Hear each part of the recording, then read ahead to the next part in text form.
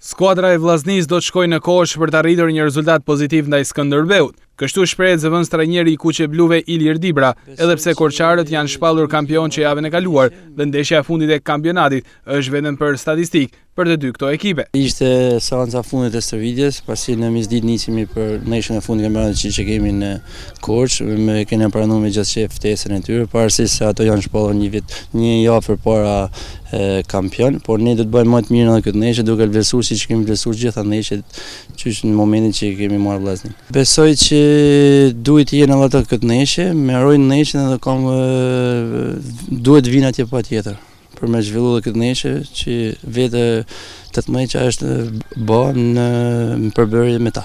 Në prag të mbylljes së këtij sezoni, zëvendës trajneri Dibra thotë se ende asgjë nuk është e qartë se çfarë do të bëhet me Vllaznin gjatë sezonit të ardhshëm. Dibra shprehet se kjo do të shihet pas ndeshjes me Skënderbeun. Mund të jetë një ditë festet për ata, por ne do të vlerësojmë ndeshjen siç e kemi vlerësuar gjitha ndeshjet tjera, do të bëjmë më të mirën që këto të ri siç kemi bërë gjithë këtë periudhë të japin më të mirën e tyre, duke menduar që edhe baza për vitin që vjen do të bazohet tek ta. Patjetër në çdo ndeshje kemi kërkuar rezultate, po ta mbyllim me rezultat pozitiv, do të kishte qenë gjë më mirë për fundin e kampionatit. Jo, nuk kemi fort detyrime përveç atyre që kanë qenë. Akoma nuk i kemi marrë informacion të saktë se çfarë do të bëhet pas ndeshjes, po ne do të zhvillojmë ndeshjen dhe do ta shikojmë atë. Vllaznia mbyll këtë sezon në vendin e 7 duke mos rrezikuar rënje nga Superliga, por nga ana tjetër, ndryshe nga çfarë u premtua në fillim të kampionatit, nuk u arrit objektivi për dalje në Kupat e Europës.